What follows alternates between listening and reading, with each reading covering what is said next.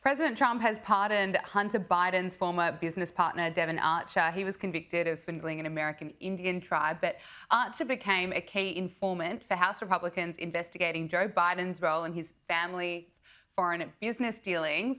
Now, the president told the New York Post that he's getting a full pardon. He was screwed by the Bidens. They destroyed him like they tried to destroy a lot of people. And Archer has thanked President Trump and said, like so many people, my life was devastated by the Biden family's selfish disregard for the truth and for the peace of mind and happiness of others. The Bidens talk about justice, but they don't mean it. I mean, what's your reaction to all of this? Well, we've spent the last 4 years talking about Hunter Biden's drug problem, the fact that he has a lot of skeletons in his closet. You know, he's been accused of leaving cocaine potentially in the White House. We don't know if that's true, but of all the negative things about Hunter Biden, it just shows you that Donald Trump is actually about class, that this person, Devon Archer, and whether or not they did something illegal, was in business with Hunter Biden. And when Devon Archer got in trouble, what did the Biden crime family do for him? Nothing. They did not help him out. They wanted him to be the fall guy. So it just shows you that Donald Trump is sticking his neck out there to help a guy that he knows was royally stabbed in the back by the Biden crime family. And, you know, I'm sick and tired of sitting here and talking about Hunter Biden. I do honestly wish him the best, but nothing makes me happier that nobody is buying his art anymore. That tickles me to death. Now that his dad is not the president, nobody wants to buy his terrible art. Can't believe people were buying it in the first place. But let's circle back to fake news, I guess. Vanity Fair has published a piece inside the Kamala Harris campaign's first week and final hours, the highs and lows of the VP's 2024 presidential run, from the new book Uncharted by Chris Whipple. And it reveals that, well, what Kamala Harris apparently said the moment she knew she lost the election. Apparently she said, "Oh my God, what is going to happen to this country?" Alex, do you buy that? I don't know. You remember how cringe when she said, "We did it, Joe"? Everything she says is cringe, so I wouldn't be surprised. But I'll tell you what's going to happen to this country. The prices of eggs are going to go down. The price of gas is going to go down. Illegal immigration is going to go down. And this country is on a path to recovery. So the country's going to be a lot better. So that's why she's mad. She's mad that she can't destroy America and our values any longer. So the country's better off without her. And listen, you don't have to be conservative, liberal.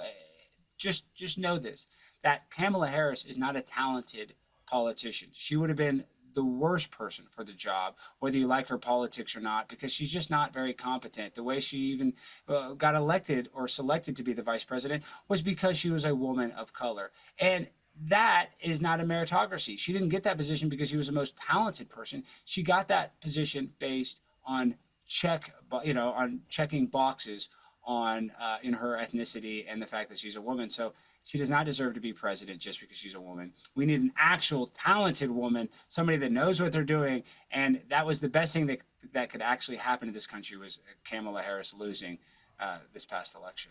Yeah, I don't buy for a second that was her actual response. She knew she was not going to win that election. I don't think she was going to say, "Oh my God," or it was just bad acting.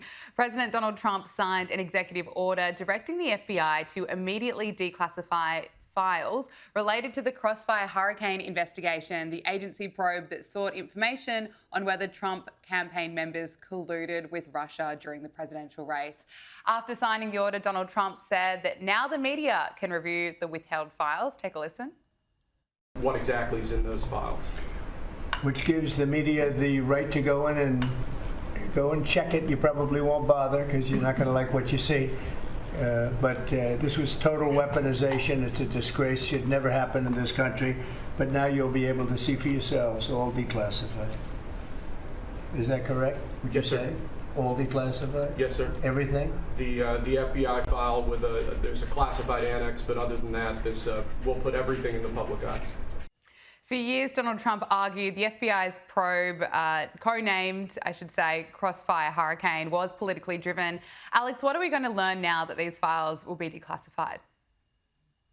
Sadly, we probably already know everything that we're going to find out. We know that the whole thing was a hoax, was based on lies, and was just an attempt to try to discredit the president and have him get impeached or have him not even be elected in the first place. But this is the thing. It's like, Are we going to hold these people accountable for lying? I don't know. Is Donald Trump going to throw people in jail for this?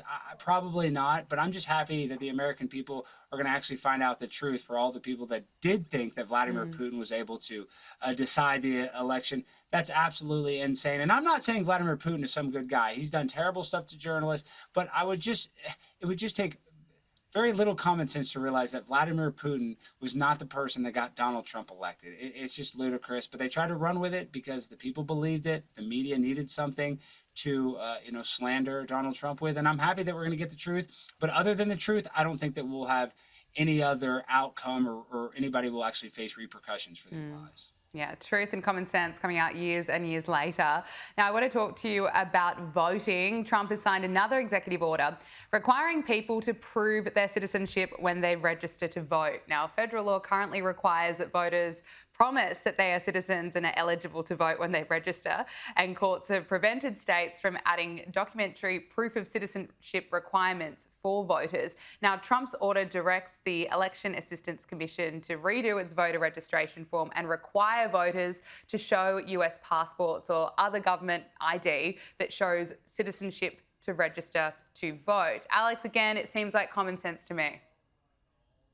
I mean, give me a break. It's the most common sense thing. In order to buy a beer in America, you have to show an ID. To get on an airplane, you have to show an ID. But these people think showing an ID to vote is somehow racist. It just doesn't make sense. It's the same logic that they think it's okay for a child to get transgender surgery, but it's not okay for a child to get a tattoo. So it's illogical, doesn't make sense. And I mean, once again, showing your ID should be a requirement. That is Absolutely. not a xenophobic tactic. You have to prove who you are. This is a simple thing. I have to prove who I am when I go to the bank. When I go to a lot of places, I have to prove who I am. This is just how we operate here in America. But when it comes to voting, for some reason, Democrats want it to be where you don't have to show any identification. Why is that? What would be the motivation behind not having to show ID? It's just, it makes you think, huh? What's that all about, Gabby? I wonder why. Look, finally, let's talk about JD Vance. He arrived by helicopter at Marine Corps Base at Quantico today to meet with Marines, and as he stepped up to address them, he was met with a pretty big welcome.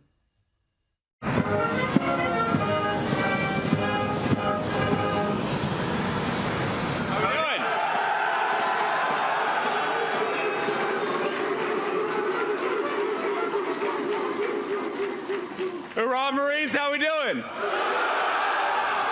Quite the welcome. They certainly love him. Well, of course, you would love him too if you had to go see Kamala Harris go up there for the past 4 years. And now you finally have a real man that was a veteran that cares about this country, that sacrificed his life, put it on the line to protect us.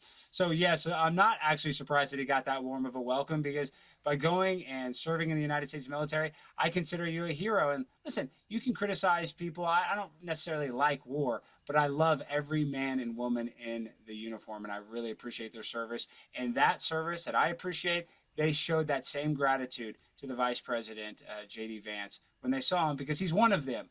Unlike a lot of these politicians where they feel like they're better than or they're at a higher level, they can actually relate with a guy like JD Vance. And that reception, it kind of warmed my heart. It made me feel good to be an American when I saw that. Alex Stein, it is so good to talk to you. Thank you so much for joining us on Power Hour. I really enjoyed it. Thank you for having me.